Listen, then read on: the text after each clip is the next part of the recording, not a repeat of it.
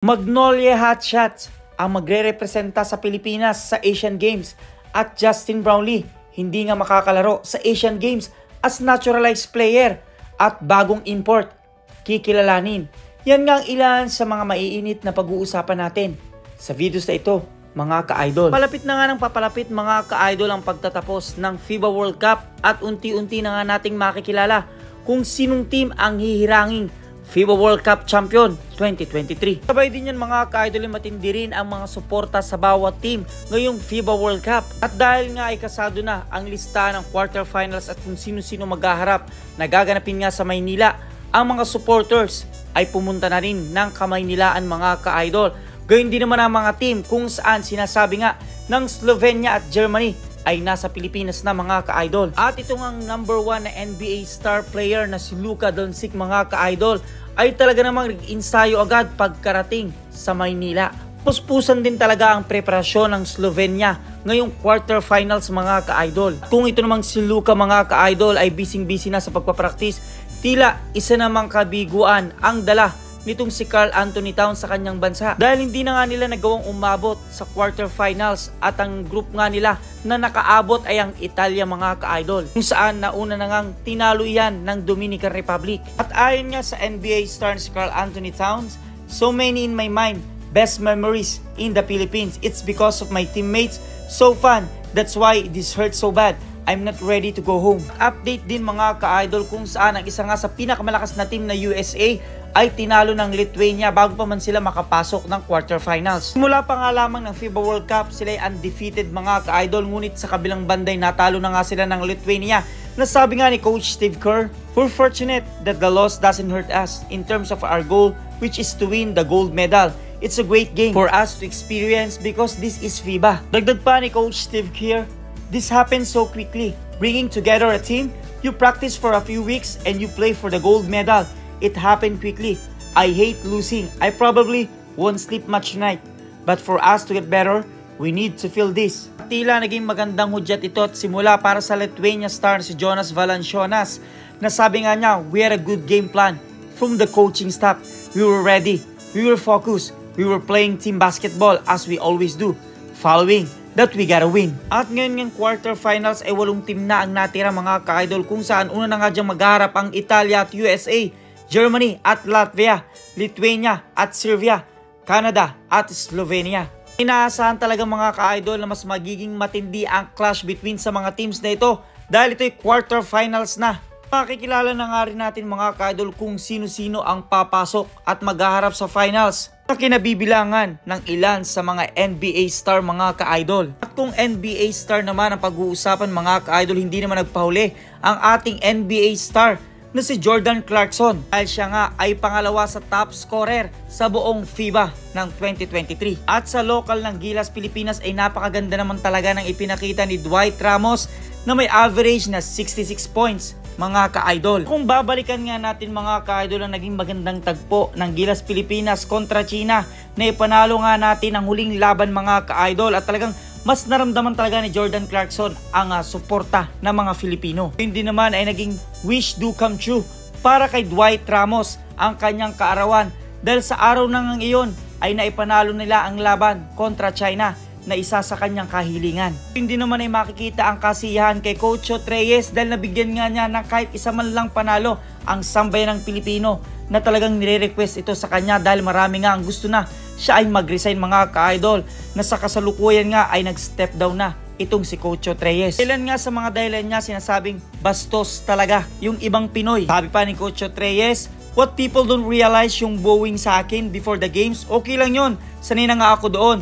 But they don't realize that it affects the players." At sa kabilang banda mga ka-idol ay tila hindi pinaniniwalaan ng mga Pilipino na nag-step down na talaga itong si Coach Reyes dahil nagawa na nga din daw niya ito nung mga nakaraang taon at ngayon nakabalik pa siya bilang head coach ng Gilas Pilipinas. Maaaring in the future ay magbalik as head coach itong si Coach Reyes. Marami mang nambabash kay Coach Reyes pero hindi rin nakaligtas itong si Scottie Thompson na si Mr. MVP ng PBA. Dahil nga sa napakalaking expectation sa kanya mga ka-idol ay nabigo niya ang sambayan ng Pilipino. Nasabi nga ni Scottie Thompson, "Hindi ko siya ini-excuse na dahil sa injury ko. Pangit performance ko. Na-struggle ako as a player dahil may injury ako. Hindi siya excuse kasi World Cup. talaga nag-struggle lang ako as a player. For me, dito ko binibuild up ang character ko as a player. Keep on fighting hanggang dulo, yan ang pinaka-importante. At sa kabilangan ng samot-saring komento, kay Scary Thompson, pinagtanggol naman siya ni Christian Standardinger bilang kaibigan at teammates niya sa Barangay Ginebra. Sabi nga niya, left his newborn baby and fly out to Europe to practice twice a day, always available to play for the country with no incentives needed. Injured his hand in Gilas practice, rushed back to play in the World Cup, risking his health. Don't fill out the stat sheets as expected, but anybody knows he brings more to the table than only stats. Still criticize? Let's celebrate our athletes instead of tearing them down. At isa pa rin pinag-uusapan sa social media, ang pinost nitong si Renz Abando na isa nga sa mga naging crowd favorite mga ka-idol. Bago pa man magsimula ang laban nila noon sa China at silang yung magkahanay nitong si Dwight Ramos, tila sabi nga nitong si Renz Abando sa isang post sa social media, pangit tumabi sa'yo, Daddy Dwight. Itong si Renz Abando'y kinagigiliwan talaga ng lahat, hindi lamang sa pagiging magaling na player at pagiging komedyante rin mga ka-idol, at napaka-cool din na player itong si Renz Abando. During sa laban nga nila mga ka-idol, talaga makikita mo ang pagiging agresibo nitong si Renz Abando. Marami rin lang din talaga ng hinayang mga ka-idol dahil nung una pa nga hindi siya nabigyan ng tamang playing time. Sabi nga ng nakararami, nung una pa nagamit itong si Renz Abando, may panalo na sana ang Gilas Pilipinas. Sa ngayon nga mga ka-idol ay tila may malaki ding problema ang Gilas Pilipinas dahil nga sa pag-step down itong si Coach Reyes.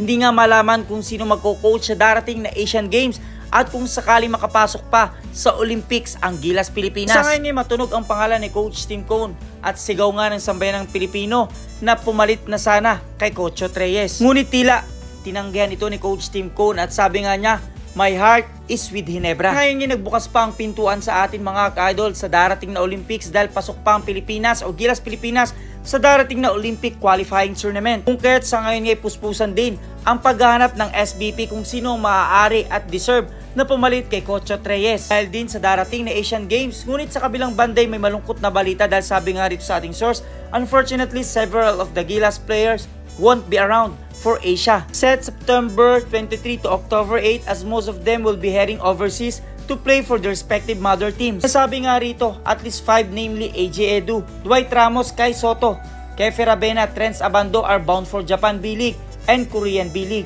respectively, while Jordan Clarkson will also return to US and start training camp with the Utah Jazz for the coming NBA season. Pinaka-worst mga ka-idol, the national team won't even have a coach following the decision of Coach Reyes step aside at the end of the country's campaign in the World Cup. Bali-balita nga mga ka-idol na malaki nga ang tsansa ng team ng Magnolia Hotshots ang magrepresenta sa Asian Games ngayong 2023 dahil nga kulang-kulang ang player ng Gilas Pilipinas. Sabi nga ni Commissioner Willie Marcia, wala pa kaming pag-uusap pero malamang yan magpapatawag na yan ng meeting with PBA board within the week yan malamang. At the same time, Marshall said he has not heard any mention of Magnolia Hotshots core players reinforcing Gilas to the Asian League. Wala pang usapan na ganyan. Again, hindi pa nagkakausap ang PBA at SBP. Sabi pa, no agreement nor agreement have been reached between the Philippine Basketball Association or Samang Basketball ng Pilipinas or SBP regarding the country's campaign in the 19th Asian Games, including a suggestion to send the core of Magnolia Hotshots to Hangzhou, China as representative of Pilipinas. Sabi pa nga ni Marshall,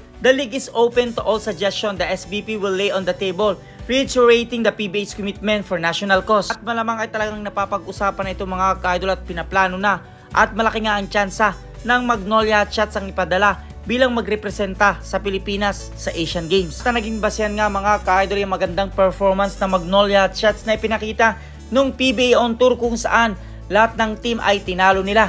Tila nga ay mauulit nung 2018 kung saan rain or shine naman ang pinadala noon sa Jakarta para maglaro sa Asian Games at ang kanilang naging naturalized player ay itong si Jordan Clarkson. Sa ngayon nga mga ka-idol, magiging malinaw at mga ilang araw nga i-aanunsyo ng Magnolia Hotshots na ang magre-representa sa Asian Games. Ngunit ang tanong, sino nga kaya ang magiging naturalized player? Dahil tila itong si Justin Brownlee ay may problema rin mga ka-idol na sinasabi nga na ito'y nag-undergo ng operation at malamang ay hindi pa nga makapaglaro sa darating na Asian Games. Ayon nga sa isang pahayag, Justin Brownlee questionable makalaro sa Asian Games dahil ayon kay Gilas Assistant Coach Jong Hwa Chico, galing umano sa operasyon itong si Justin Brownlee at nagpapagaling pa ito. At sa ngayon ngay palaisipan pa kung sino talaga ang magiging naturalized player or import sa darating na Asian Games mga ka-idol.